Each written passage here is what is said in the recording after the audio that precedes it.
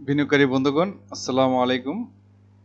বরাবর নিয়ে আজকে আপনাদের সঙ্গে ঢাকা স্টক এক্সচেঞ্জের সদর সংস্থা ইন্ডেক্স এবং আপনাদের কিছু রিকোয়েস্টেড স্টক আর কয়েকটি সেক্টর নিয়ে কথা বলবো, যা আপনাদের বিনিয়োগে কিছুটা হলেও হেল্প হতে পারে। তো আমি আলোচনার শুরুতে রিকোয়েস্ট করবো আমার বিডি স্টক চ্যানেলটাকে সাবস্ক্রাইব করার জন্য। আর যারা ইতিপূর্বে সাবস্ক্রাইব করে আছেন, আপনাদেরকে অসংখ্য ধন্যবাদ আমার চ্যানেলের সঙ্গে থাকার জন্য। আমি মূলত লেসন এডুকেশন পারপাসে করে থাকি। আমি ঢাকা স্টক এক্সচেঞ্জের ইন্ডেক্স এবং স্টকগুলো নিয়ে ইনডেপথ আলোচনা করে থাকি। আমি রিকোয়েস্ট করবো আমার এই আলোচনা থেকে আপনারা জাস্ট লেসন পারপাসে নেবেন। জাস্ট আপনি কখনোই আমার আলোচনা থেকে সরাসরি কোনো প্রাইস গুলো কোট করে নিজেরাই উদ্বুদ্ধ হবে না বিনিয়োগ করার ক্ষেত্রে। কারণ বিনিয়োগটা সম্পূর্ণ হচ্ছে আপনার একান্ত ব্যক্তিগত, কারণ লাভ লস আপনার। সেই জন্য আপনি অবশ্যই সুচিন্তিতভাবে চিন্তা ভাবনা করে এক্সপিরিয়েন্স এবং আপনার মেধা মনন খাটিয়ে আপনি যে বিনিয়োগ করেন, তাহলে কিন্তু আপনি যে কোনো স্টক থেকেই প্রফিট নিতে পারবেন। আর আপনার সতর্কতার সাথে বলতেছি যে কখনোই কোনো তৃতীয় ব্যক্তির পরামর্শে কখনো কোনো স্টকে বা আপনি শেয়ারে বিনিয়োগ করবেন না। এতে করে কিন্তু আপনার বিনিয়োগটা ঝুঁকিপূর্ণ হতে পারে। সেই জন্য আপনি চিন্তা ভাবনা করে বিনিয়োগ করবেন, এতে আপনার বিনিয়োগে সুরক্ষিত থাকবে। তো আপনাদের কাছে আমি বলেছিলাম যে আপনাদের যদি কোনো স্টক রিকোয়েস্টেড থাকে সেটা আমি চেষ্টা করব। তো তারই ধারাবাহিকতা আমি আজকে কয়েকটি আপনাদের থেকে নির্বাচিত কয়েকটি স্টক নিয়ে কথা বলবো। কারণ একসাথে তো আসলে সবগুলো একসাথে বলা সম্ভব হয় না। পর্যায়ক্রমে আমি আপনাদের এগুলো আস্তে আস্তে স্টকগুলো নিয়ে কথা বলবো। তো আজকে ঢাকা স্টক এক্সচেঞ্জের যে আমরা ইন্ডেক্সটা দেখলাম, এটা ক্লোজ করেছে 5230 পয়েন্টে, যা আপনার গত দিনের তুলনায় 41 পয়েন্ট নেগেটিভ। তো এটা আসলে বাজার নেগেটিভ হচ্ছে মূলত আমরা জানি যে ত্রিদেশ যে একটা যুদ্ধের কারণে বিশ্বব্যাপী কিন্তু একটা ওয়ার্ন। তবে আমার যেটা মনে হচ্ছে সেটা হচ্ছে যে মনে হয় যুদ্ধ আর ওভাবে আর হবে না। কারণ ইতিমধ্যে বেশ কিছু সিমটম আমরা দেখতে পাচ্ছি। সেহেতু এখানে পাকিস্তান জড়িয়ে যাচ্ছে, তুরস্ক জড়িয়ে যাচ্ছে। তো সেক্ষেত্রে ইউএসএ চাচ্ছে না আসলে ভাবে অ্যাক্টিভ হতে, বা আমরা কিন্তু দেখতে পাচ্ছি না যে ধরনের কোনো সিম। সেক্ষেত্রে আমার মনে হচ্ছে যে আগামী কালকে তো বন্ধ, বুধবার থেকে মনে হচ্ছে যে হয়তো ইন্ডেক্স আমাদেরটা হয়তো ঘুরে যেতে পারে। কারণ ওরকম তেমন একটা যুদ্ধের প্রভাব পড়তেছে না। হ্যাঁ, তেলের একটা ফ্যাক্ট থাকতে পারে, সেটা হয়তো আস্তে আস্তে মিনিমাইজ হয়ে যাবে। আর যুদ্ধটা আমার মনে হচ্ছে যে আস্তে আস্তে এভাবে ক্লোজ হয়ে যেতে পারে। তো এটা মনে হয়, এটা আমার ধারণা, জাস্ট আমার ধারণা। তো আমার যদি এরকম হয় তাহলে সবার জন্য বেটার হয়। তো এক্ষেত্রে আমরা যেটা দেখবো যে আজকে কিন্তু সবচেয়ে ইম্পর্টেন্ট মেসেজটা ছিল যে টার্নওভারটা কিন্তু মোটামুটি খারাপ হয় না। 793 কোটি টাকা কিন্তু আজকে সেলটা আসছে। এবং এখানে সবচেয়ে বেটার একটা ব্যাপার হচ্ছে যে এখানে আপ 124টা ছিল, আর ফ্ল্যাট মানে জাস্ট আনচেঞ্জ ছিল 54টা, আর 213টা ডাউন ফর্মে ছিল। তো একটু বেটার করবে আশা করি। আগামী বুধবার থেকে মার্কেটটা ঘুরে যাওয়ার সম্ভাবনা আছে। তো এখন আমরা যদি একটু চার্টে যাই, চার্টে ফোকাস করলে আমরা দেখতে পাচ্ছি যে বর্তমানে যে পয়েন্টে মুভ করতেছে, এখান থেকে কিন্তু ইতিপূর্বে আমরা দেখি যে এই যে এখানে কিন্তু ইতিপূর্বে সাপোর্ট কিন্তু নিয়েছিল এই লেভেলটা থেকে। সেই জন্য আমার ধারণা যে বর্তমানে একটা ভালো একটা পয়েন্টে মুভ করতেছে। এবং সেক্ষেত্রে যদি আগামী বুধবারে যদি সাপোর্ট এখান থেকে নিয়ে নিত ভালো, যদি নাও নেয় তাহলে কিন্তু 5200 এই লেভেলটাতে একটা সাপোর্ট নিয়ে যথেষ্ট চান্স আছে, যেটা বলতেছিলাম। এই যে লেভেলটা থেকে এখান থেকে 5200 পয়েন্টটাকে সাপোর্ট নিতে যথেষ্ট সম্ভাবনা রয়েছে এই জায়গা থেকে। তো এখানে তো অলরেডি আছে। তো সেই জন্য আমি আশাবাদী যে হয়তো আগামী বুধবার হোক বৃহস্পতিবার থেকে আমরা হয়তো মার্কেটটাকে একটু চেঞ্জ দেখতে পারি, এটা আমার ধারণা। যদি সব ঠিকঠাক থাকে হয়তো আরো বাড়বে। আর সেক্ষেত্রে ক্রমান্বয়ে কিন্তু ইন্ডেক্সটা আস্তে আস্তে বাড়তেই থাকবে। তো সেটা আমরা পরে আলোচনা করব।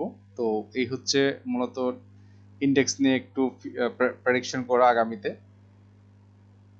তো এখন আমি আপনাদের সঙ্গে কথা বলবো সামনে আমাদের কোন সেক্টরগুলা বেটার করতে পারে। সেক্ষেত্রে আমি বলবো যে এখানে যে ফার্মাসিউটিক্যালস এন্ড কেমিক্যাল এই সেক্টরটা কিন্তু সম্ভাবনা যথেষ্ট আমার কাছে মনে হচ্ছে যে ভালো হবে। এখানে এই যে অলরেডি কিন্তু ক্রসওভার করা একটা কাছাকাছি চলে আসছে। তো যদি এভাবেই চলতে থাকে, আর যদি মার্কেটটা বিশেষ করে যদি কনফিডেন্সটা বেটার থাকে, ঢাকা স্টক এক্সচেঞ্জের যদি ইন্ডেক্সটা বেড়ে যায়, তাহলে কিন্তু ফার্মাসিউটিক্যালস সবসময় অগ্রগণ্য থাকে। তো সেই ক্ষেত্রে আমার মনে হচ্ছে যে ফার্মা সেক্টরটা কিন্তু মুভ করতে পারে। সেই জন্য আপনারা যেসব স্টকগুলো ফার্মার আছে, যদি এক্ষেত্রে বেছে বেছে যদি আপনারা ইনভেস্ট করেন, তাহলে এখান থেকে কিন্তু একটা আপনি প্রফিট নিতে পারবেন। এই পাশাপাশি আরেকটি স্টক নিয়ে কথা বলবো, সেটা হচ্ছে যে ফুয়েল এন্ড পাওয়ার সেক্টর। এই সেক্টরটা কিন্তু অনেক আন্ডার ভ্যালুড অবস্থায় আছে। তো সেই জন্য বলবো যে ফুয়েল এন্ড পাওয়ার সেক্টর কিন্তু বিশাল একটা গ্যাপ কিন্তু এখনো রয়ে গেছে, এই গ্যাপটা কিন্তু এখনো পুরোটাই খালি রয়ে গেছে। তো এটা কিন্তু তাকে মেকআপ করতেই হবে। তো সেক্ষেত্রে আমি বলবো যে ফুয়েল এন্ড পাওয়ার সেক্টরের ভালো ক্যাটাগরি স্টক দেখে যদি আপনি বিনিয়োগ করতে চান তাহলে কিন্তু এখনই সময়। ভালো ভালো স্টকগুলোতে আপনি যদি পজিশন নিতে পারেন তাহলে কিন্তু আগামী 2-3 মাসে কিন্তু এখান থেকে ভালো একটা প্রফিট টেক করার যথেষ্ট সম্ভাবনা আছে। জাস্ট আপনাদেরকে একটু ওয়ার্ন করা যে এই দুইটা সেক্টর আমার কাছে মনে হচ্ছে যে যথেষ্ট সম্ভাবনা এই সেক্টর আগামীতে ভালো একটা প্রফিট দিতে পারে, যেহেতু এখনো আন্ডারভ্যালুড অবস্থায় আছে বিশেষ ফুয়েল এন্ড পাওয়ার সেক্টরটা। তো এইভাবে ক্রমান্বয়ে অন্যান্য সেক্টরগুলো নিয়ে কথা বলবো। তো এই দুইটা সেক্টর আমার কাছে মনে হচ্ছে যে বেটার পারফর্ম করতে পারে। তো এখন স্টক নিয়ে আলোচনা করি, কয়েকটি স্পেসিফিক স্টক নিয়ে। যেমন এটা হচ্ছে ইউনিক হোটেল নিয়ে রিকোয়েস্ট করে ছিল যে স্টক নিয়ে কথা বলার জন্য। তো এটা আসলে আমরা যদি একটু ফোকাসিং করি একদম এখান থেকে, তো মোটামুটি ইউনিক হোটেল কিন্তু একটা শেপে আছে এখানে। তো আমরা যদি একটু ফোকাস করি এখানে বর্তমানে, তো আসলে সবগুলাইতে নেগেটিভ ফর্মে থাকে। তো এটা কেন আস্তে সেলস একটা প্রেশার ছিল, পাশাপাশি এটার সাপোর্ট পয়েন্ট কিন্তু আমরা দেখতে পাচ্ছি এখানে কিন্তু 37 লেভেলে, কিন্তু 37-এ কিন্তু একটা ভালো একটা তার সাপোর্ট পয়েন্ট রয়েছে। তো 37 যে তার এখান থেকে যদি আবারও ডাউনফল হয় তাহলে কিন্তু 37-এ এখান থেকে এটাকে সাপোর্ট নিতে পারে। পাশাপাশি আর যদি এটা যদি ঘুরে যায়, মুভমেন্টে যায়, তাহলে কিন্তু 39 হচ্ছে তার বড় একটা, এখানে আমরা দেখতে পাচ্ছি ইতিপূর্বে এই লেভেলগুলোতে কিন্তু একটা রেজিস্ট্যান্স ফিল করেছিল। এবং এই স্টকটি কিন্তু এই 39 থেকে এই যে 41.5 41.50 এর মধ্যে কিন্তু মুভমেন্ট করতেছে, অর্থাৎ এখানে 37 থেকে 41.5 এই সাইডওয়েজে কিন্তু এর মধ্যে মুভমেন্ট করতেছে। যদি এখান থেকে মুভমেন্ট যায় তাহলে কিন্তু 41 টাকা 50 পয়সা এই যে তার লেভেলটা, এটা কিন্তু ভাঙতে হবে, কারণ এখানে ইতিপূর্বে এই লেভেলটাতে 41.50 যাওয়ার পরে কিন্তু ইউনিক হোটেল কিন্তু মুভমেন্টে ডাউনওয়ার্ড চলে আসে। সেই জন্য এখানে শক্তিশালী কিন্তু বিনিয়োগকারীদের এখানে কিন্তু মানি ফ্লো বাড়াইতে হবে। মানি ফ্লো বাড়লে কিন্তু সম্ভব হচ্ছে পরবর্তীতে ধাপগুলোতে যাওয়া। সেই জন্য এভাবে যদি মুভমেন্ট করে তাহলে কিন্তু স্টকটা 45 টাকার মধ্যে যাওয়ার যথেষ্ট পসিবিলিটিস রয়েছে। তো ইউনিক হোটেল নিয়ে একটা আমরা যদি তার ইয়েটা দেখি, এড ক্যাটাগরি একটি stock travel and leisure unique hotel and resort. তো এখানে তার ইপিএস এবং নেট ফ্লো দুটোই কম আছে, ইন্টারভাল ক্যাশ ফ্লো ইনস্টিটিউট এখানে নতুন করে বাই করতেছে। তো এই হচ্ছিল ইউনিক হোটেল নিয়ে যিনি বলছিলেন, আমার মনে হয় দেখতে পাচ্ছেন এখানে। আর নেক্সট স্টকটি হচ্ছে আমরা বলবো সরি কোথায় গেলাম, ইএচএলটা নিয়ে দেখিনি একটু। Eastern Housing A category services and real এস্টেটের। তো এখানে আমরা তার ইপিএসটা যদি দেখি 0.09 কিন্তু পজিটিভ আছে এখানে, এবং অ্যানুয়ালি কিন্তু 8.27, এবং annually net operating cash flow কিন্তু বেটার 2.90, তার 13.32 বেশি আছে। এখানে ডিরেক্টর নতুন করে বাই করতেছে, ইনস্টিটিউট বাই করতেছে, পাবলিক সেল দিচ্ছে। আচ্ছা, এটাই হচ্ছে এটার আরেকটা সুবিধা হচ্ছে যেটা কিন্তু কোনো লোন নাই, এটা বেস্ট একটা বেটার যে লং টার্ম শর্ট টার্ম কোনোটা কিন্তু লোন নেই। তার মানে কিন্তু এখানে সুবিধাটা হচ্ছে কি যাদের কিন্তু লোন কম তারা কিন্তু ডিভিডেন্ড ভালো দিতে পারে। তো সেক্ষেত্রে 25% ক্যাশ ডিভিডেন্ড দিচ্ছে। তো এই হচ্ছে ইএচএল নিয়ে আমরা একটা গ্লান্স দেখলাম। আর একটা জিনিস 52 উইকস যে তার লোয়েস্ট 67.3 আর এখন 76 আর হাইয়েস্ট 93.8, তার মানে এটা কিন্তু একটা এখন বিনিয়োগের মধ্যে কিন্তু আছে। আপনি এই লেভেলে বিনিয়োগ করলে কিন্তু একটা প্রফিট টেক করতে পারবেন। তো এখন আমরা যদি ফোকাস করি ইস্টার্ন হাউজিং এ, যে আমরা যদি প্রথমে হিস্টোগ্রাম বারটা দেখি, এটা কিন্তু ক্রস করে ফেলছে আগে, বাট এখানে কিন্তু একটু মানি ফ্লো কমে যাওয়াতে কিন্তু 12 তারিখে একটু সেলের প্রেশার ছিল, বাট এখন কিন্তু আবার দেখা যাচ্ছে গ্রিন ক্যান্ডেল, মানে কি এখানে কিন্তু কিছুটা আবার নতুন করে বিনিয়োগ বাড়ছে এখানে। তো সেমলি আরএসআইও কিন্তু সেম ইন্ডিকেশন দিচ্ছে যে এটা কিন্তু উপরের দিকে যাচ্ছে। তো পাশাপাশি এখন আমরা যদি ফোকাস করি মেইন চার্টে তাহলে দেখবো যে বর্তমানে যে অবস্থায় আছে এটা কিন্তু একটা স্পিনিং টপ, একটা যে কোনো দিকে মুভমেন্ট করতে পারে। ইন্ডিসিভ ক্যান্ডেল নিচে যেতে পারে উপরে যেতে পারে, যদি নিচে মুভ করে তাহলে কিন্তু আমরা দেখতে পাচ্ছি এখানে একটা ভালো সাপোর্ট পয়েন্টের কাছাকাছি আছে 73 টাকা 60 পয়সা, বর্তমানে ক্লোজ করেছে হচ্ছে 76 টাকায়। যদি নিচে নামে তাহলে 73 টাকায় একটা ভালো সাপোর্ট এখান থেকে ব্যাক করতে পারে। আর যদি আস্তে আস্তে যদি এখানে মানি ফ্লো বাড়ে তাহলে কিন্তু 78.6 78 টাকা 60 পয়সা এই লেভেলটাতে কিন্তু এক পর্যায়ে এই স্টকটি কিন্তু পড়ে যায়।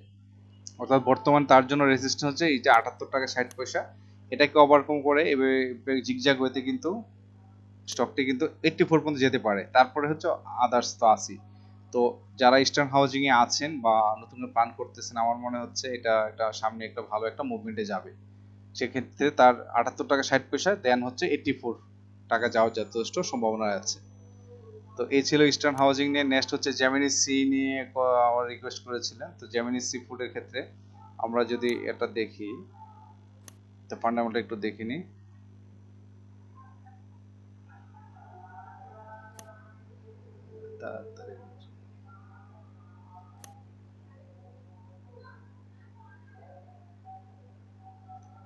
এই যে জেমিনি সি হচ্ছে জেড ক্যাটাগরি একটি স্টক। তো এটা হচ্ছে তার আমরা যদি দেখি নেট অপারেটিং ক্যাশ ফ্লোটা কিন্তু আগের 10.28 কিন্তু পজিটিভ আসছে, আর ইপিএস নেগেটিভ আসছে।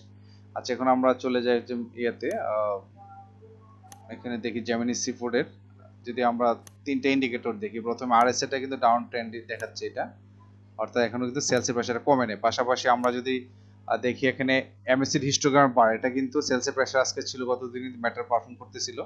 তো যদি সেলসের প্রেসারটা কমে যায় তাহলে কিন্তু এই স্টকটি কিন্তু যথেষ্ট ভালো পারফর্ম করতে পারে। সেক্ষেত্রে আমরা দেখতে পাচ্ছি বর্তমানে যে ক্যান্ডেলটা এখানে আছে, এটা কিন্তু একটা এটা কিন্তু খুব একটা ভালো ক্যান্ডেল না। এটা কিন্তু টোটালটাই নির্ভর করছে ডাউন ট্রেন্ড মেনটেন করে, সাধারণত ডাউন ট্রেন্ডের দিকে এটা মুভ করে। তো সেক্ষেত্রে যদি তার সম্ভাব্য যদি সেলস প্রেসার কন্টিনিউ থাকে তাহলে কিন্তু স্টকটির সাপোর্ট পয়েন্ট হবে এই ক্ষেত্রে তার কাছাকাছি 113 টাকা। আমরা যদি এখানে দেখি যে এই ক্ষেত্রে কিন্তু তারা এই যে 113 টাকা 90 পয়সা এই লেভেলে একটা অলরেডি সাপোর্ট লেভেলে আছে। সে যদি এটাকে মেনটেন, যে ইতিপূর্বে আমরা দেখতে পাচ্ছি এখান থেকে কিন্তু সাপোর্ট নিয়ে কিন্তু উঠে গেছিল। যদি এই লেভেলটাকে সাপোর্ট ধরতে পারে তাহলে তো উঠে গেল, আর যদি না নেই তাহলে কিন্তু নিচে আরেকটা সাপোর্ট পয়েন্ট 111 টাকা। আমরা যেখানে দেখি এটা হচ্ছে এই লেভেলটাতে আছে 111 টাকা 80 পয়সা, এই লেভেল এখান থেকে সাপোর্ট আছে। এখান থেকে বা এই লেভেল থেকে যে কোনো লেভেল থেকে কিন্তু সাপোর্ট নিয়ে কিন্তু স্টকটি উঠে যেতে পারে, এখান থেকে যেতে পারে। তো সেক্ষেত্রে তার সম্ভাব্য যে রেজিস্ট্যান্স পয়েন্ট আছে সেটা হচ্ছে 124 টাকা 40 পয়সা, 124 টাকা 125 টাকা। এই লেভেলে যাওয়ার পরে কিন্তু পরবর্তীতে তার সম্ভাবনা আছে 133 টাকা পর্যন্ত প্রাথমিকভাবে যাওয়ার সময়। তারপরে তো আপস এন্ড ডাউনস করে কিন্তু অনেক দূর যাওয়ার যথেষ্ট সম্ভাবনা রয়েছে। এটা অনেক সামনে কিন্তু অনেক খালি, যদিও এটা কিন্তু এখন একদম আমরা দেখতে পাচ্ছি যে এটা কিন্তু এখন সাপোর্ট পয়েন্টে কিন্তু মুভমেন্ট করতেছে। সাপোর্ট পয়েন্টে মুভমেন্ট করতেছে মানে কিন্তু এটা এখানে কিন্তু বিনিয়োগ করার সুযোগ আছে। যদি আপনি এখানে বিনিয়োগ করতে পারেন, ঘুরায় বিনিয়োগ করলে কিন্তু প্রফিটটা বেশি হয়। যদি 3-4 মাস বা 5-6 মাসের জন্য রেখে দেন তাহলে কিন্তু স্টকটা থেকে আপনি ভালো বেনিফিট পেতে পারেন। কারণ এখন কিন্তু তার ডাউনে যাওয়ার সুযোগ কম, কারণ অলরেডি কিন্তু সাপোর্ট পয়েন্টে মিনিমাম লেভেল পর্যন্ত আছে। এখান থেকে কিন্তু জাম্প করবেই স্টকটি, কিন্তু একসময় আগামী 1-2 মাসে কিন্তু স্টকটি যে 113-14 টাকা লেভেলে কিন্তু নাও পেতে পারে। সেক্ষেত্রে কিন্তু স্টকটি মুভমেন্টে যাবে। সেক্ষেত্রে যারা জেমিনি সি ফুডে বিনিয়োগ করবেন বা যারা আছেন একটু ধৈর্য ধারণ করলে কিন্তু স্টকটি আপনাদের একটু ভালো প্রফিট দিতে পারবে। তো এই ছিল জেমিনি সি নিয়ে। নেক্সট স্টকটি হচ্ছে মনোস্পুল। তো মনোস্পুল নিয়ে যদি আমরা একটু দেখি এটার ইয়েটা ফান্ডামেন্টাল একটু দেখিনি। পেপার এন্ড প্রিন্টিং সেক্টরের এক ক্যাটাগরি একটি স্টক, আর যার 52 উইকস হচ্ছে আপনার আমরা দেখি যে তার লোয়েস্ট হচ্ছে গিয়ে 74.8, আর বর্তমানে 103 তে আছে, এবং 305 পর্যন্ত তার সর্বোচ্চ পিক ছিল, হাই দিয়ে দিচ্ছে। আর এক্ষেত্রে ইপিএস এর গ্রোথ আছে এবং নেট অপারেটিং ক্যাশ ফ্লো দুইটারই গ্রোথ আছে। তার মানে এটা কিন্তু একটা প্রোগ্রেসিভ একটা স্টক, ইস্টেট নতুন করে এখানে বাই নিচ্ছে। আর যদি আমরা তার লোন দেখি, লোন কিন্তু আছে মোটামুটি, লোন চলে এটা। তো যার ফলে তার কিন্তু এটা 5% স্টক এবং 15% স্টক আর 5% ক্যাশ ডিভিডেন্ড দিয়ে থাকে। তো যেসব স্টক সাধারণত স্টক দেয় এটা কিন্তু ভালো, ক্যাশ ডিভিডেন্ডটাই ভালো। 15 কিন্তু স্টক দিলে কিন্তু প্রাইসটা কিন্তু মুভমেন্ট কমে যায়। তো যাক, মনোস্পল নিয়ে আমরা যদি এখন মিনিয়াতে আসি, ফোকাসে আসি আমরা চার্টে, তো এখানে দেখবো যে এটা আরএসআই কিন্তু যথেষ্ট প্রোগ্রেসিভ, এবং আমার মনে হচ্ছে যে এটা এখন নতুন করে বাই না করাই ভালো। এখন কিন্তু হচ্ছে সেলের সময়। যারা অলরেডি আছেন আমার মনে হচ্ছে যে আপনারা এখান থেকে আজকাল পরশুর মধ্যে সেল দিয়ে বেরিয়ে যাওয়াই ভালো, কারণ একটু কারেকশন ফেজ আসার সত্য সময়। কারণ তার প্রমাণ যদি আমরা দেখি, এই যে এটা কিন্তু প্রমাণ, আজকের ক্যান্ডেলটা কিন্তু প্রমাণ করে দিচ্ছে যেখানে কিন্তু অলরেডি কিন্তু সেলসের প্রেসার চলে আসছে। তার মানে এটা কিন্তু এখন বড় বড় যারা ইনস্টিটিউট বিনিয়োগ করছে তারা কিন্তু এখন সেল দিচ্ছে। অর্থাৎ আপনি যদি এখন নতুন করে বাই করেন তাহলে কিন্তু আপনার মনে হয় একটু সমস্যা হয়ে যেতে পারে। সেই জন্য যারা লাভে আছেন আমার মনে হয় সেল দিয়ে একটু ওয়েট করতে হবে। কারণ ওয়েট করার পর যখন আবার সাপোর্ট পয়েন্ট থেকে যখন ব্যাক বাউন্স করবে তখন যদি বিনিয়োগ করেন তাহলে কিন্তু প্রফিটটা ভালো পেতে পারেন। সেক্ষেত্রে সম্ভাব্য সাপোর্ট পয়েন্ট হচ্ছে 57 টাকা। এই যে লেভেলটাতে একটা সাপোর্ট আছে, যে প্রাথমিক একটা সাপোর্ট, যদি এটাকে ভেঙে ফেলে তাহলে 95 থেকে আরেকটা সাপোর্ট আছে। এভাবে কিন্তু সর্বশেষ এই লেভেলে এই গ্যাপটা কিন্তু তাকে পূরণ করতে হবে, যে বড় একটা গ্যাপ আছে এখানে, অর্থাৎ এই গ্যাপটা হচ্ছে 91 থেকে 89। তার এই 89, 90, 91 এই লেভেলটাতে কিন্তু সে আসবে এক সময়। তো সেই জন্য একটু আমি বলবো যে সেলস করে যদি টাকাটা সেভ করে রাখেন, তাহলে এই পয়েন্টগুলোতে যে বিনিয়োগ করেন, তাহলে কিন্তু আপনি প্রফিট টেক করতে পারেন ভালোভাবে। তো এই ছিল মনোস্পুল নিয়ে। আরেকটা হচ্ছে তার বড় ধরনের একটা রেজিস্ট্যান্স এখানে আমরা দেখতে পাচ্ছি এই লেভেলটাতে, সেটা হচ্ছে 103 টাকা। ইতিপূর্বে দেখা যাচ্ছে এই লেভেলটাতে যাওয়ার পরে কিন্তু স্টকটা কিন্তু, এই যে আমরা যদি দেখি, এই যে আমরা এই যে এই লেভেলটাতে যাওয়ার পরে কিন্তু স্টকটা কিন্তু পড়ে যায়, অর্থাৎ এই যে বর্তমানে তাই হচ্ছে, যে ক্লোজ করছে কিন্তু 103 উপরে, কিন্তু যেতে ক্লোজ করতে পারে নাই। 103 টাকা 90 ক্লোজ করে কিন্তু আবারও কিন্তু এখানে সেলসের প্রেসার চলে আসে। যদি এটাকে ওভারকাম করতে পারে তাহলে এটা হয়তো একটু বেটার করতে পারে 108, কিন্তু মনে হচ্ছে না, আরএসএল সাপোর্ট করতেছে না। তার মানে হচ্ছে যে এখন কিন্তু এখন সেলসে প্রেসার চলে আসবে আলটিমেটলি, কিন্তু এটা এখান থেকে ডাউন ট্রেন্ড হয়ে যে বললাম 97, 94 আর সর্বশেষ 90, এই লেভেলগুলোতে কিন্তু একটা সাপোর্ট নিয়ে নিয়ে আপস এন্ড ডাউনস করে করে একসময় কিন্তু এই গ্যাপটা পূরণ করবে। 90 টাকা লেভেলে আসার পরে কিন্তু আবার মুভমেন্টে যাবে। সেই জন্য মনোস্পুল নিয়ে যারা আছেন, আমার মনে হয় যদি লাভে থাকেন সেল করে একটু ফান্ডটাকে ক্লিয়ার করে রাখেন, পরবর্তীতে আপনারা একটা পয়েন্ট দেখে এন্ট্রি নিলে এন থেকে বেনিফিট পাবেন। তো নেক্সট স্টকটি হচ্ছে সিভিও। তো সিভিওতে আমরা যদি একটু ইয়ে করি, ফান্ডামেন্টাল একটা অ্যানালাইসিস করে থাকি, ফুয়েল এন্ড পাওয়ার সেক্টরের এক ক্যাটাগরি একটি স্টক সিভিও পেট্রোকেমিক্যাল রিফাইনারি। তো বর্তমানে 159 টাকা 20 পয়সা মুভমেন্টে আছে। আর পাশাপাশি আমরা যদি 52x লয়েস্ট দেখি, 119 টাকা 50 পয়সা, আর বর্তমানে আছে 159 টাকা, আর তার হাইয়েস্ট হচ্ছে 216 টাকা এবং 159 টাকা। তার মানে এখনো কিন্তু বিনিয়োগযোগ্য অবস্থায় আছে। আর এখানে জুন ক্লোজিং একটা স্টক, পাশাপাশি তার ডিভিডেন্ড হিস্ট্রি যদি দেখি 9% স্টক দিয়েছে, 11% ক্যাশ, মানে 20% টোটাল দিয়েছে। এবং ইপিএস এর এবং হচ্ছে আপনার নেট অপারেটিং ক্যাশ ফ্লো দুইটা কিন্তু পজিটিভ গ্রোথে আছে। অ্যানুয়ালি কিন্তু EPS 3.82 positive growth, net operating cash flow দুইটা কিন্তু পজিটিভ গ্রোথে আছে। পাশাপাশি আমরা যদি দেখি লোনের ক্ষেত্রে, লোন কিন্তু কম, জিরো, শর্ট টার্মে কিন্তু 15 কোটি লোন আছে। তো এটা খুব বেশি বড় ধরনের নয়, যে স্টকটি কিন্তু ভালো ডিভিডেন্ড দিতে পারে। এই জন্য এখন আমরা ফোকাস করব চার্টে। প্রথমে আমরা আরএসআইটা যদি দেখি, আরএসআইটা কিন্তু ডাউন ট্রেন্ড মেনটেন করতেছে, তার মানে এটা কিন্তু সেলসে প্রেসার আছে, এখনো শেষ হয় নাই। পাশাপাশি আমরা যদি হিস্টোগ্রামের বারটা দেখি, এটা কিন্তু ক্রসওভার হয়ে গেছে।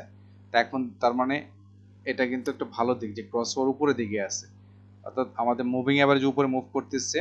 তারপরে এখন আমরা দেখবো যে চার্টে আসলে অ্যাকচুয়ালি চার্টে যেটা আসছে কিন্তু সেলসে প্রেসারটা আছে। তো এখান থেকে যেটা মিন করতেছে, এটা কিন্তু একটা বেয়ারিশ ক্যান্ডেল মিন করে, যে আসলে যেহেতু সেলসে প্রেসার আছে, তো সেক্ষেত্রে এই এই ক্যান্ডেলগুলোর সাধারণত মিন করে যে এখন কিন্তু স্টকটি কিন্তু একটু কারেকশন ফেজে আসতে পারে।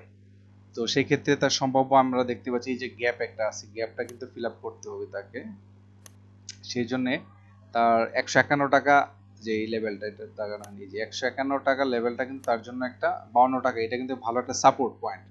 যদি এখানে সাপোর্ট নিতে হয় তাহলে 152 টাকা একটা ভালো একটা সাপোর্ট পাবে। যদি এই সাপোর্টও ভেঙে ফেলে তাহলে তার একটা যদি এই সাপোর্টও ভেঙে ফেলে তাহলে কিন্তু তার জন্য আরেকটা ভালো সাপোর্ট আছে এই লেভেলটাতে, অর্থাৎ 148 টাকা, 152, 148 এই দুইটা লেভেল থেকে যে কোনো লেভেলে কিন্তু সাপোর্ট নিয়ে কিন্তু আবার উপরের দিকে যাওয়ার সম্ভাবনা আছে। সেই ক্ষেত্রে 174 যখন যাবে, এটাকে যদি ওভারকাম করতে পারে, অর্থাৎ এটাকে যদি জিগজ্যাগ হতে ক্রস করে এটা যেতে পারে, তাহলে কিন্তু 194 টাকা লেভেলে যাওয়ার যথেষ্ট সম্ভাবনা রয়েছে। তো যদি আমরা ধরে নিই এটা ডাউন ট্রেন্ড হয়ে এখানে আসলো, এখানে আসছে, তারপরে হয়তো বা এখানে আসলো, এখানে এসে আবার জিগজ্যাগ হতে কিন্তু এখানে যাবে, এখানে যাওয়ার পর হয়তো একবার পারবে না, আর একটু ডাউন ট্রেন্ডে এসে পরবর্তীতে কিন্তু এখানে আবার টাচ করে এই যে এদিকে, যদি এই ভ্যালুটাকে ওভারকাম করতে পারে তাহলে কিন্তু একদম 194 চলে যাবে। এটার জন্য এটা হচ্ছে বড় একটা বাধা, 174 টাকা ভাঙতে পারলে কিন্তু 194 যাওয়ার যথেষ্ট পসিবিলিটি ক্রিয়েট হবে। সেই জন্য যারা সিবিইউতে আছেন আমি বলবো যে একটু অবজার্ভ করে দেখেন, যদি 125 টাকা পর্যন্ত যেতে পারে তো ভালো, এখানে যাওয়ার পরে একটু ডাউন ট্রেন্ড আসতে পারে, তারপরে কিন্তু আবার একটু কারেকশন ফেজে এসে আবার এটা এই যে 152, 148 লেভেলটা থেকে পরে কিন্তু আপস এন্ড ডাউনস করে করে 194, 194 পর্যন্ত যাওয়ার একটা পসিবিলিটিস রয়েছে সিবিইউ ফুড স্টক। নেক্সট স্টকটি নিয়ে কথা বলতে যাচ্ছি, বিডি ওয়েল্ডিং। বিডি ওয়েল্ডিং নিয়ে আমরা কথা বলা পূর্বে যদি আরএসআইটা দেখি, আরএসআইটা কিন্তু ডাউন ট্রেন্ড আছে এখনো দেখাচ্ছে এটা ডাউন ট্রেন্ডের দিকে। আর যদি আমরা এমএসসির হিস্টোগ্রাম বারটা একটু খেয়াল করি, এটাও কিন্তু ডাউন ট্রেন্ড মেনটেন করছে, অর্থাৎ এখনো কিন্তু এটা কিন্তু গাঢ় রেড, কিন্তু এখনো কিন্তু গ্রে হয় না, মানে একটু কিন্তু ফেড হয় না। লালটা ফেড হলে বুঝবো যে এটা কিন্তু আস্তে আস্তে ক্রস ওভার হবে, কিন্তু এখনো সেলসের প্রেশারটা কিন্তু কমে নাই। তার মানে এখন কিন্তু সেলার অ্যাক্টিভ আছে, অর্থাৎ এই জোনগুলোতে বা এই সেল এই পয়েন্টে কিন্তু সেলাররা অ্যাক্টিভ আছে। তো সেক্ষেত্রে আমরা যদি সম্ভাব্য সাপোর্ট দেখি, এই স্টকটির সাপোর্ট হচ্ছে 140 টাকা 40 পয়সা, অর্থাৎ এখানে একটা ভালো তার সাপোর্ট পয়েন্ট আছে, এখানে এই জায়গা থেকে এটা সাপোর্ট নিতে পারে। 140 টাকা 40 পয়সা লেভেল একটা সাপোর্ট পাবে। যদি এখান থেকে সাপোর্ট রেসপেক্ট না করে, তাহলে আরেকটা সাপোর্ট আছে তার 12 টাকা 90 পয়সা, এখান থেকে একটা সাপোর্ট নিয়ে নিতে পারেন। নেওয়ার পর এই স্টকটির জন্য সবচেয়ে বড় চ্যালেঞ্জ হচ্ছে এই যে এই লেভেলটাতে আমরা দেখতে পাচ্ছি, যখনই 19 টাকা 40 পয়সা লেভেলে পৌঁছে তখনই কিন্তু এই স্টকটি কিন্তু একটা প্রেসারে, সেলসের প্রেসারে পড়ে যায়, দেন কিন্তু আবার ডাউন ট্রেন্ড মেনটেন করে সাপোর্ট জোনে চলে আসে। তো এখানে সাপোর্ট হচ্ছে 14 টাকা 20 পয়সা, এখান থেকে ইতিপূর্বে বেশ কয়েকবারই সাপোর্ট নিয়ে কিন্তু স্টকটি কিন্তু উপরে চলে গেছে। যদি 14 টাকা 40 পয়সা লেভেলটাকে টাচ করে উপরে যেতে পারে তো ভালো, না হলে কিন্তু 12 টাকা 90 পয়সা লেভেলে তার একটা ভালো সাপোর্ট পয়েন্ট আছে। তো আমরা ধরলাম যে এটাকে 12 টাকা 90 পয়সা চলে আসবে, এখান থেকে কিন্তু এই এই যে এখান থেকে কিন্তু স্টকটি কিন্তু জিগজ্যাগ ওয়েতে কিন্তু চলে যাবে হচ্ছে আবার সেই 19 টাকা 40 পয়সা। এই যে 19 টাকা এখান থেকে কিন্তু চলে যাবে এই জায়গায়। যদি এটাকে ওভারকাম করতে পারে দেন কিন্তু স্টকটি আরো নতুন ভাবে একটা হায়ার হাই ক্রিয়েট করবে, 21 টাকা পর্যন্ত যেতে পারে। তো সেই জন্য বিডি ওয়েল্ডিং নিয়ে যারা আছেন, আমার মনে হয় আপনারা এটা নিয়ে দেখতে পারেন, কারণ এটা কিন্তু এখন কারেকশন ফর্মে আছে। এই যদি 14 টাকা 40 এবং 12 টাকা 80 এখান থেকে যদি সাপোর্ট যদি আপনি ইনভেস্ট করতে পারেন, এই যদি এখান থেকে ইউটার্ন নেয় আর কি, যদি জাস্ট কারেকশন শেষে যদি ইউটার্নটা নেয়, তাহলে কিন্তু বিনিয়োগ করে আপনি এখান থেকে ভালো একটা প্রফিট টেক করতে পারবেন।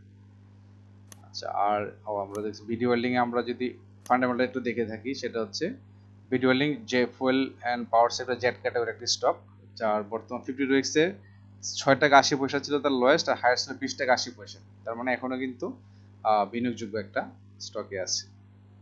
আচ্ছা, এই ছিল হচ্ছে ভিডিও ওয়েল্ডিং নিয়ে চলে গেলাম। তারপর হচ্ছে সিভিউ পড়ে ফেললাম, তারপর ভিডিও লিঙ্ক শেষ। নেক্সট স্টকটি হচ্ছে আমরা এবি ব্যাংক নিয়ে ডিসকাস করতে যাচ্ছি। এবি ব্যাংকের যদি আমরা ফোকাস করি, এটা আরএসএ টা কিন্তু এখনো কিন্তু ডাউন ট্রেন্ড মেনটেন করে যাচ্ছে, তার মানে এখানে কিন্তু সেলার্সের প্রেসার আছে। পাশাপাশি আমরা যদি হিস্টোগ্রাম বারটা একটু চেক করি, এটা কিন্তু একটা ভালো জিনিস দেখাচ্ছে, অর্থাৎ এভাবে চলতে থাকলে যদি থাকে তাহলে কিন্তু এটা ক্রসওভার হয়ে যেতে পারে। তো ক্রসওভার হয়ে যাওয়ার সম্ভাবনা আছে যদি ভালো এখানে মানি ফ্লোটা থাকে। তো এখন আমরা মেইন চার্টে আসি। চার্টে যদি আমরা ফোকাস করি, দেখবো যে বর্তমানে এই যে একটা গ্যাপ রেখে গিয়েছিল, যে স্টকটা কিন্তু আগে ইতিপূর্বে কিন্তু এখানে কিন্তু বেশ কিছু গ্যাপে গ্যাপে কিন্তু হল্ড হয়ে হয়ে কিন্তু চলে যায়, এটা কিন্তু আবার তাকে ফিল আপ করতে হবে। সেই কারণে এই স্টকটি যথেষ্ট সম্ভাবনা আছে আবার কারেকশন ফেজে এসে নতুন করে এই যে এইগুলোতে টাচ করা, অর্থাৎ 4 টাকা 90 পয়সা পর্যন্ত কিন্তু তার এখানে আসার সম্ভাবনা রয়েছে। তারপরে এটার পরে জাস্ট জানাই রাখা, তো প্রথমত তার সাপোর্ট হচ্ছে 5 টাকা 70 পয়সা, এটা কিন্তু টোটাল বিয়ারিশ ক্যান্ডেল। তো সেক্ষেত্রে যেহেতু এখনো কারেকশন ফেজে আসছে, তো সেই জন্য বলবো যে স্টকটি এখানে 5 টাকা 70 পয়সা এই লেভেলে একটা তার সাপোর্ট আছে, অথবা 5 টাকা 70 না হলে এখানে 5 টাকা 50 এইভাবে 5 টাকা, অর্থাৎ এই 5 টাকা 10 পয়সা থেকে 5 টাকা 70 পয়সা এই লেভেলে তার একটা জোন, একটা সাপোর্ট জোন। যদি এটাকে রেসপেক্ট না করে 5 টাকা 10 পয়সা, দেন 4 টাকা 90 পয়সা যাওয়ার সম্ভাবনা রয়েছে। তো এখান থেকে কিন্তু স্টকটি আবার ইউটার্ন নিয়ে কিন্তু এখানে যথেষ্ট ভালো, যে আগের যে 7 টাকা 70 এই লেভেলগুলোতে যায়, প্রাথমিকভাবে তার রেজিস্ট্যান্স থাকবে এখানে। এটাই তার রেজিস্ট্যান্স, এটা হচ্ছে 6 টাকা 60 পয়সা। এই যে আমরা যেটা দেখতে পাচ্ছি বর্তমানে যেটা ক্রিয়েট করা, এটাকে ভাঙার পরে কিন্তু পরবর্তীতে অন্য রেজিস্ট্যান্সগুলো ভেঙে ভেঙে উপরের দিকে যাবে। তো আপাতত এই স্টকটির জন্য বর্তমান প্রথম যে রেজিস্ট্যান্স ছিল 6 টাকা 60 পয়সা। তো এক্ষেত্রে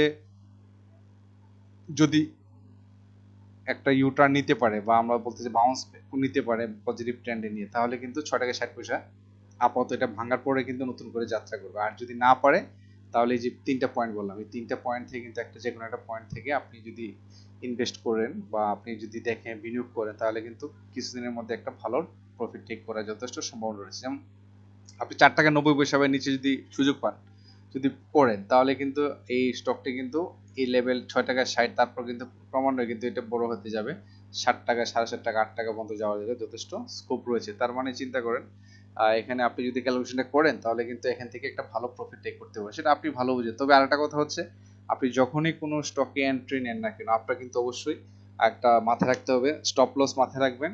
আর পাশাপাশি হচ্ছে আপনি কখন এক্সিট করবেন সেটাও কিন্তু আপনার মাথায় রাখতে হবে, যে আপনি যদি স্টপ লস নিয়ে না রাখেন তাহলে কিন্তু আপনি হয়তো পরবর্তীতে আপনি আরো জাস্ট আপনার হয়তো টাকাটা আরো কমে যেতে পারে ব্যালেন্স থেকে। সেই জন্য যখনই আপনার স্টপ লস হিট করবে, আপনার সেই স্টপ লস থেকে কিন্তু আপনাকে বেরিয়ে নতুন একটা সাইড করে ফেলাই ভালো। আর যদি মুভমেন্টে থাকে, আপনি কত টাকায় সেল করবেন যে কোনো স্টক, আপনি আগের থেকে যদি রেডি থাকেন তাহলে কিন্তু আপনি এখান থেকে প্রফিটটা নিয়ে বেরিয়ে আসে ভালো। কারণ যারা বেশি লুপ করে তারা কিন্তু পরবর্তীতে লাভটা নিতে পারে না। আর প্রত্যেকটা স্টকে যে আপনি লাভ পাবেন নট লাইক দ্যাট, পৃথিবীর কেউ কিন্তু এরকম ইতিহাস নাই যে 6টা স্টকে বিনিয়োগ করে 6টা থেকে সে প্রফিটেবল হয়েছে। 6টার মধ্যে 3টা হইতে পারছে, 3টা পারে না, বা 4টা পারছে 2টা পারে না, বা 2টা পারছে 4টা পারে না। এভারেজে কিন্তু আপনি বেনিফিশিয়ারি হতে হলে আপনাকে স্টপ লস নিয়ে বেরিয়ে আসতে হবে। আর যদি আপনি এটা মেনটেন করে থাকেন, যদি কোনো আগে থেকে এক্সিট পয়েন্ট থাকেন কত টাকার মধ্যে আপনি ছেড়ে দিবেন, কত পার্সেন্ট লাভে, তাহলে কিন্তু আপনি আপনার বিনিয়োগটা সুরক্ষিত হবে। আপনি কিন্তু শেয়ার মার্কেট থেকে অনেক দিন ধরে কাজ করে যেতে পারবেন। আদারওয়াইজ কিন্তু আপনার পোর্টফোলিও কিন্তু খালি হয়ে যেতে পারে। তো ধন্যবাদ আপনাদের এতক্ষণ আমার সঙ্গে থাকার জন্য। এছাড়াও আপনাদের যদি কারো কোনো স্টক নিয়ে মনে হয় যে আলোচনা দরকার আছে, আপনারা রিকোয়েস্ট করতে পারেন কমেন্টসের মাধ্যমে। আমি চেষ্টা করবো আপনাদের স্টকগুলো নিয়ে কথা বলার জন্য। নিশ্চয়ই আগামীতে আপনাদের সাথে নতুন কোনো স্টক নিয়ে কথা হবে। ততক্ষণ সবাই ভালো থাকবেন, আমার জন্য দোয়া করবেন। আসসালামু আলাইকুম।